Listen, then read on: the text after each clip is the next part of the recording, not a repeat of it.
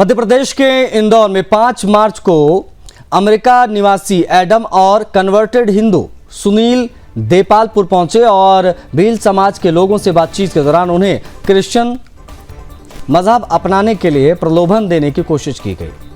इसके 4 दिन बाद एक अन्य अमेरिकी नागरिक एवन सुनील के साथ गांव आया।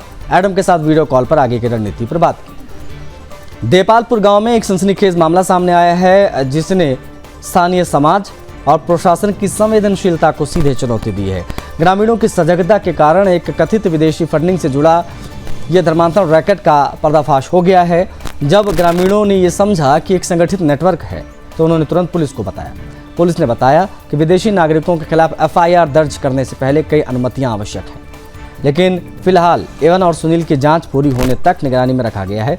पूछताछ में एवन ने स्वीकार किया है कि आईएमबी इंटरनेशनल मिशन बोर्ड का सक्रिय सदस्य है।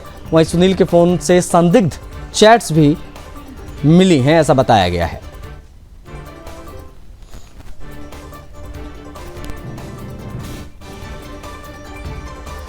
राम स्वरूप हमारे साथ कनेक्ट हो गए हैं, हमारे संवाददाता, उनसे बात करेंगे। राम, किस प्रकार का ये पूरा मामला है? इस पूरे विदेशी रैकेट का खुलासा कैसे हुआ, कैसे गांव वालों को पता चला, बताइए पूरी जानकारी क्या है। ईश्वर न करे कोई आपदा आ गई।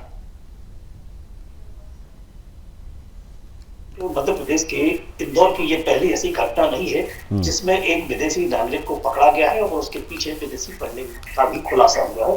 बल्कि इससे पहले भी पिछले साल यहाँ से 8 अमेरिकी नागरिकों को पकड़ा गया था और वो भी इसी इलाके में शक्तियों के, चूंकि इंदौर जिले का ये जो इलाका है जिसे देवालपुर कहा जाता है, ये आदिवासी जनजाति समाज का जो भील समाज होता है, वर्ग होता है, उसका ये पूरा इलाका है। यहाँ अशिक्षित लोग हैं और शायद इसी का फायदा उठाकर जो कन्वर्जन देने के लिए तकनीक है, इसी का ये फायदा उठाकर यहाँ लोगों का मतांतरित करते हैं, उनका ब्रेन वॉश करते हैं और उन्हें कन्वर्ट करने की कोशिश करते हैं। और वैसा ही इस पूरे मामले का हुआ है। चूंकि जिस व्यक्ति का नाम लिया जा रहा है वो एक कन्वर्टेड क्रिश्चियन है जिसका नाम सुनील बताया गया है। उसने पहले अपना मतांतरण किया था और उसके बाद में वो दूसरे लोगों को अपनी तादाद पर रखता है और इसी तारतम्य में किसी तरह विदेशी नागरिकों की मदद से वो फिर आदिवासी लोगों के जो भीलों का जो इलाका था वो वहां पहुंचा और कुछ लोगों से उसने बातचीत की और उनका संयुक्त रूप से अमेरिकी नागरिक ने और इनने ब्रेन वॉश करने की कोशिश की। सबसे बड़ी बात इसमें देखने वाली, जो चौंकाने वाली, ये है कि अमेरिकी नागरिक है, चूंकि उसको अंग्रेजी भाषा का ज्ञान है, वो यहाँ की किसी भी तरह की जो भौगोलिक परिस्थितियां हो या सामाजिक परिस्थितियां हो, उनका किसी तरह का ज्ञान नहीं है। बावजूद इसके अगर ये भील जनजाति के बीच में पहुंच कर कन्वर्जन का काम कर रहे हैं तो निश्चित तौर पर इस कन्वर्जन गेम की जड़ है, क्योंकि इस दुनिया के ऊपर गहरी है, ये सोचने और विचारने का विषय है आपकी।